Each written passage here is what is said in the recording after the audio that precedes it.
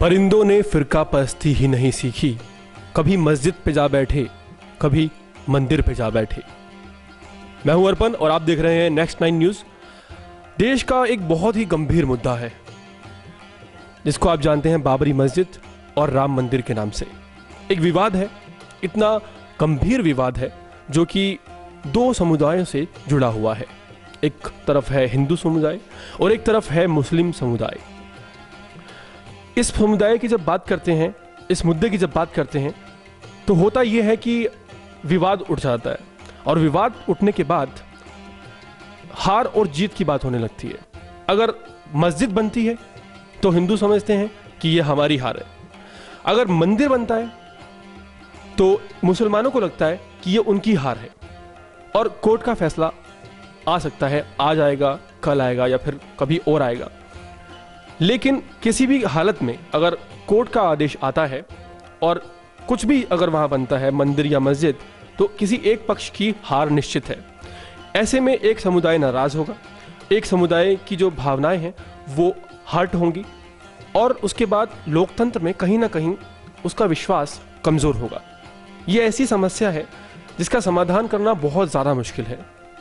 इस विषय पर बात करने के लिए आज हमारे साथ वरिष्ठ पत्रकार विनय गोयल जी हमारे साथ हैं और इस पर हम थोड़ी सी चर्चा उनसे करेंगे और जानेंगे कि राम मंदिर का जो मुद्दा है इतना ज़्यादा विवादों में क्यों है, उसका क्या हल है। नमस्कार विनय जी, बहुत बहुत स्वागत है आपका नेक्स्ट 9 न्यूज़ में। आप थोड़ा सा हमें बताइए कि क्या मुद्दा है, कैसे शुरू हुआ। दरअसल ये यूपी का 250 साल पुराना मुद्दा है जिस पे ये कहा जाता है कि बाबर के समय में इस जगह एक मंदिर था, राम मंदिर जिसको बोलते हैं, उसको तोड़ के मस्जिद का निर्माण कराया गया था। उसके बाद जब से इंडिया की अपनी गवर्नमेंट बनी, ये मुद्दा तब से इशू बना रहा है यहाँ पे। इसको हिंदू वर्सेस मुस्लिम कर दिया गया है। ये राजनीतिक मुद्दा है, ना कि किसी आम आदमी की बात में कहीं मुद्दा नहीं है। ये सिर्फ राजनेता अपने फ़ायदे के लिए इस मुद्दे को जिंदा बनाए रखे हैं। लेकिन विनय जी, जिस तरह से हम लोग देखते हैं कि एक आम आदमी जो यूपी का है, उत्तर प्रदेश का, वो जैसे मुस्लिम है या हिंदू है, वो कहीं ना कहीं अपने आप को इस सारी घटना से कोरिलेट करता है। ये कैसे मतलब संभव है, ये कैसे हुआ और क्यों वो अपने आप को कोरिलेट करता है, इससे जोड़ता है? कोई अपने आप को बाबरी मस्जिद से जोड़ता है अगर वो मुस्लिम है, कोई हिंदू है तो वो अपने आप को राम मंदिर से जोड़ लेता है। ऐसा क्यों है? देखिए, अगर नज़दीक से इस चीज़ को देखा जाए, आप अयोध्या जाइए तो वहाँ पे आपको कोई समस्या नज़र ही नहीं आएगी। ये समस्या केवल यूपी की राजनेताओं की देन है। वहाँ हिंदू के बगल में मुस्लिम रहते हैं और मुस्लिम के फंक्शंस में अटेंड करते हैं। आपको एक चीज़ की जानकारी मैं दे दूँ, जितनी भी पूजा की चीज़ें बनती हैं, मूर्तियाँ बनती हैं, सब मुस्लिम्स बनाते हैं। जितनी भी नौ दुर्गे में पूजा होती है, काली जी की मूर्तियाँ सब मोमडन्स बनाते हैं, तब उसमें हिंदुओं की भावनाएं नहीं खत्म होती हैं। लेकिन जब हम लोग ज़्यादातर मीडिया में जैसे देखते हैं तो कहीं भी आप देखिए तो एक तरफ से एग्रेशन नज़र आती है कि जी कई नेताओं को आपने देखा होगा जो मुस्लिम है या हिंदू है या कट्टरवादी जिनको हम कह सकते हैं, उनकी स्टेटमेंट्स ऐसी रहती हैं कि ये हमारा ऐसा है, उनका वैसा है। मतलब ये हमारा और उनका वाला जो सवाल है, जो क्वेश्चन मार्क है, वो एक लोकतांत्रिक देश में कैसे आ जाता है, क्यों पनपता है? मेरा इस मामले में कहना ये है कि जितने भी चैनल्स होते हैं टीआरपी बेस होते हैं और नेताओं को भी पब्लिसिटी का स्टंट मालूम रहता है कि अगर हम कोई हार्ड हिटिंग स्टेटमेंट देंगे, लोग जानेंगे, पब्लिसिटी होगी। इस तरीके से वो अपनी टीआरपी बढ़ाने के लिए करते हैं और चैनल और मीडिया वाला सिर्फ ऐसी ही खबरों को प्रमोट करता है जिससे कि लोग जानकारी ना लें बल्कि एक्साइटेड हों, उनमें उत्तेजना आए, उनका प्रोडक्ट अच्छी तरीके से बिकेगा मार्केट में। मेरा नज़रिया तो यही है कि मीडिया अपनी भूमिका को विचार करे। मतलब मीडिया किस तरह से इस चीज़ को इस पर विचार करता है? क्योंकि जो मीडिया है, अगर बयान आते हैं नेताओं के तो जाहिर सी बात है कि जो मीडिया है वो वैसे ही उनको दिखाता है। अगर किसी ने ऐसा बयान दिया जो कि विवादों से भरा हुआ था तो मीडिया का काम तो है उसे दिखाना, लेकिन मीडिया कहाँ चूक कर रहा है? नहीं, मेरा कहने का मतलब है इन्फॉर्मेटिव आप दीजिए, सिर्फ इन्फॉर्मेटिव, ना कि सेंसेशनल। सेंसेशनल का मतलब है आप किसी चीज़ को बढ़ा चढ़ा के मत को दिखाइए। कोई विध्वंसक घटना के बारे में जानकारी दे रहे हैं तो आप प्राइम प्लेस पे क्यों दे रहे हैं? आप इन्फॉर्मेशन देनी है तो आप छोटी सी खबर दीजिए, ना कि उसके बयानों को पूरी तरीके से आप पन्ने भर दीजिए।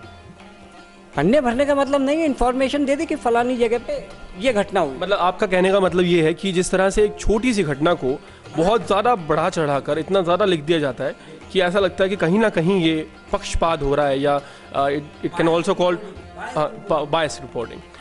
मैं आपसे एक सवाल और पूछना चाहूँगा कि जिस तरह से हम आस्था की बात करते हैं, तो हिंदुओं की आस्था है, मुस्लिमों की आस्था है, अगर मस्जिद बनती है तो वो आस्था है मुसलमानों की, अगर मंदिर बनता है तो वो आस्था है हिंदुओं की।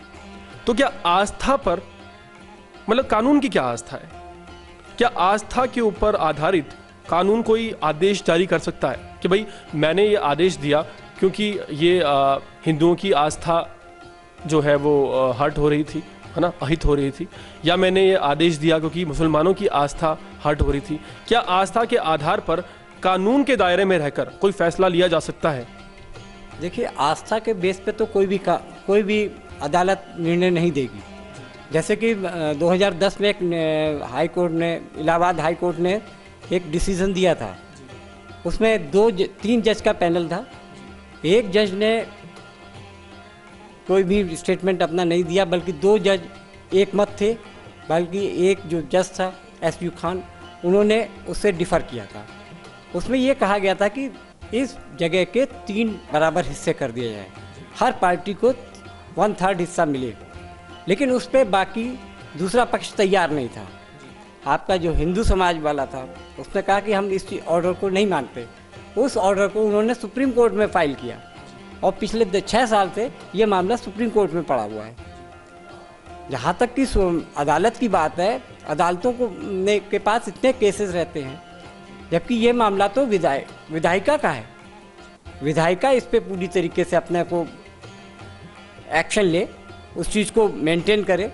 क्या आस्था किसी को रोटी दे सकती है? इसलिए आपसे मैं एक डायरेक्ट क्वेश्चन पूछता हूँ, आपके हिसाब से, क्योंकि आप एक सीनियर जर्नलिस्ट रहे हैं और अभी भी पत्रकारिता में आपकी भागीदारी है, आपको क्या लगता है कि मंदिर होना चाहिए या वहाँ मस्जिद होनी चाहिए? नहीं, मेरा जहाँ तक नज़रिया है, मैं तो कहूँगा कि वहाँ पे नेशनल म्यूज़ियम बना दिया जाए, कोई बड़ा हॉस्पिटल बना दिया जाए, इंस्टीट्यूशनल सेंटर बना दिया जाए, जिसमें ना कोई हिंदू रहेगा ना कोई मुस्लिम रहेगा, वो सबके लिए रहेगा।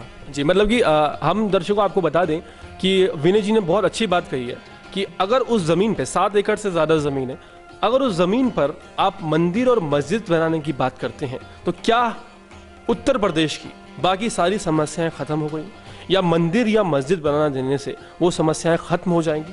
देखिए, उस इतनी ज़्यादा ज़मीन पर एक, जैसा कि सर ने कहा कि एक नेशनल म्यूज़ियम बन सकता है या फिर एक हॉस्पिटल बन सकता है, तो हम उसको क्यों नहीं बनाते? हम उस तरह से क्यों नहीं सोचते? हम क्या समाज की भलाई करना चाहते हैं, या हम ये चाहते हैं कि हम अपने आप को प्रमोट करें? अगर वाकई में हम समाज की भलाई करना चाहते हैं तो आखिर ऐसा क्यों है कि हमने आज तक ये नहीं सोचा कि उस 7 एकड़ पर मंदिर या मस्जिद ना बनाकर वहाँ पर एक हॉस्पिटल बनाया जाए, वहाँ पर एक म्यूज़ियम बनाया जाए, वहाँ पर एक ऐसा गार्डन बनाया जाए जो आने वाले जनरेशन के काम आए, बच्चों के काम आए, किसी और काम में लगाया जाए। लेकिन नहीं, आखिर क्यों हमारे नेताओं को हॉस्पिटल से कोई सरोकार नहीं है, किसी म्यूज़ियम से कोई सरोकार नहीं है, मंदिर और मस्जिद से इतना प्यार क्यों है सर?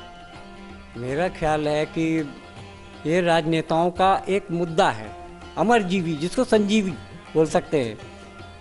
भाजपा के पास, मुझे कोट नहीं करना चाहिए, लेकिन जो सांप्रदायिक पार्टी के रूप में काम कर रहे हैं, वो उनके लिए अमरजीवी मुद्दा है।